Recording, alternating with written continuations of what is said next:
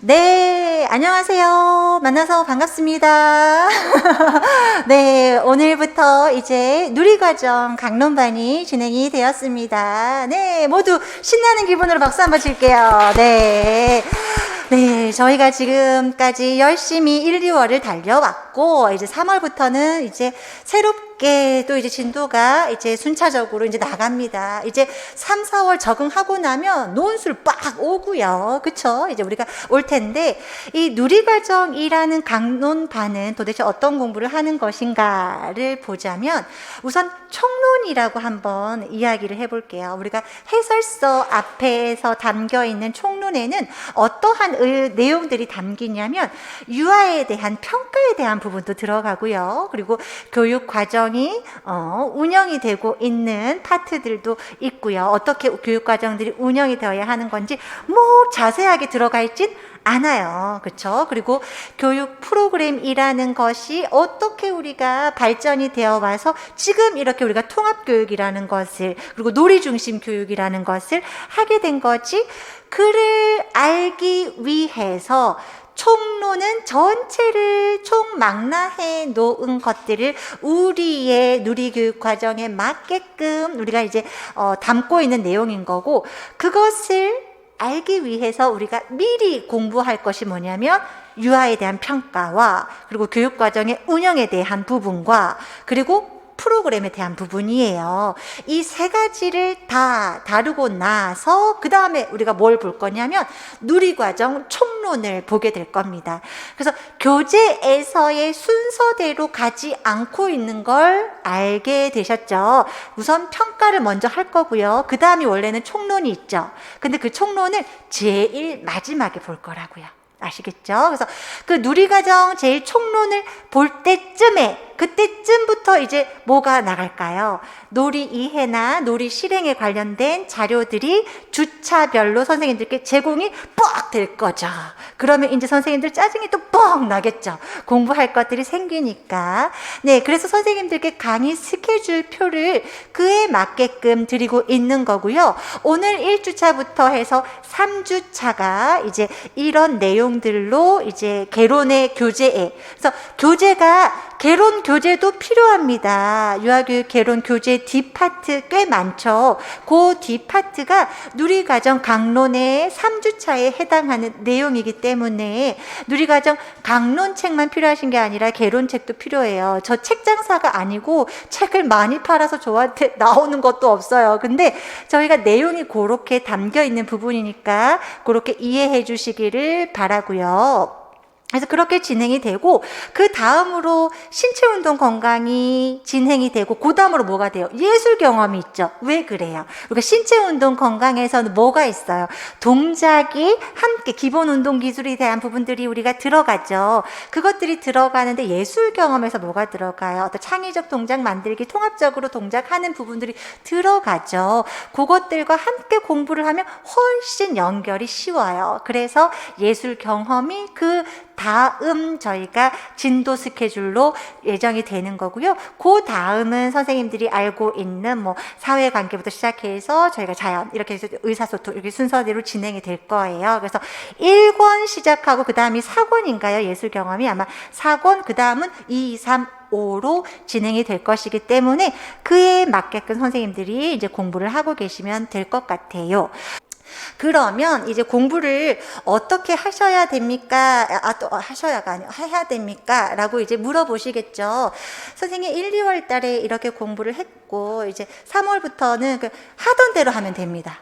네, 하던 대로 하면 되고, 지금 1, 2월 달이 지났는데도 방향 하나도 못 잡겠고 그러시죠? 네, 당연해요. 너무 당연한 과정을 참 잘 지내오고 있는 거예요. 왜냐하면 지금 나랑 또 강의를 듣고 있다는 건 어쨌든 포기하지 않았다는 거니까. 첫 1, 2월은 누구에게나 힘들어요. 초수였건 재수였건 좀 더 경험이 있건 누구에게나 1, 2월은 힘들었어요. 그렇지만 이제 3월부터는 뭘 해야 되냐면 포인트가 공부의 시간을 좀 늘려가셔야 돼요. 처음에 이제 한 2시간, 4시간 요 정도 한 것 같아요 라고 하시는 분들은 무조건 공부를 3시간은 더 늘리셔야 합니다. 적어도 이제는 몇 시간? 7시간은 채워 나가실 수 있는 연습을 하셔야 돼요. 공부 순 시간을. 이 7시간, 8시간 공부를 하지 않으면, 못하면 이 공부를 다 해낼 수가 없어요. 그래서 2시간, 4시간을 만약에 일을 병행하시는 경우이더라도 핑계가 생겨서 공부를 안 하는 날이 하루 이틀 늘어나면 합격과는 멀어진다라고 생각하시면 돼요. 일을 병행하시면서 공부를 하겠다고 마음을 먹으셨다면 내 순 공부 시간을 7시간을 어떻게 맞출지에 대한 고민을 하셔야 돼요. 아니면 주말에 커버를 하셔야 되던가. 그래서 평균적인 시간들을 그래서 7시간으로 완성할 수 있도록 주말에 대한 시간들을 어떻게 해놓으셔야 되겠어요? 아무것도 하면 안 돼. 남자친구한테도 군대 갔다 생각하고 1년 뒤에 만나자 해야 돼. 어쩔 수 없어. 근데 원래 공부를 하고 있는, 내가 공부를 하느라 순 공부가 잘 맞춰져 있어. 그러면 연애도 스톱하지 않아도 돼요. 잠깐 만나고 온다고 내가 뭐 그렇게 흔들리겠어. 오래 만났던 묵은지 같은 그런 연애면 할 수 있죠. 시작하는 거면 좀 고민해봐요. 이제 좀 썸 타고 있는 상태면 이제 합격하고 만나는 걸로. 왜냐하면 지금 많은 고민들이 저한테도 이제 제가 이 여러 창구들을 하다 보니까 연애에 대한 고민도 오고요. 이런 뭐 여러 가지 고민들을 많이 듣고 있어요. 근데 시작하려는 연인들이 있다면 우선 좀 멈추세요. 너무 힘들어요. 보통 그래서 시작하는 연인들이 어떤 친구 중에 한 명이 그 시작하는 연인을 포기하고 초수 때 합격을 했었어요. 그랬기 때문에. 근데 시작하면 갈등이 생기잖아. 그렇잖아요. 갈등이 생기면 초반에 이제 그걸 맞춰가느라 공부를 다 놓치게 되더라고요. 이거 진지하게 말하는 거예요. 내일은 아니야 라고 왜 저딴 얘기를 하고 있어가 아니라 선생님들 여기 앉아 있으신 분들 중에서 몇 프로는 그런 고민을 하고 있어요. 그렇기 때문에 선생님들이 꼭 이 부분들은 명심하셨으면 좋겠고 공부의 시간을 맞추셨으면 좋겠고 만약에 선생님 저 재수인데요. 논술이 너무 지금 불안해요. 재수이신 분들은 내 지식을 바탕으로 써보시고요.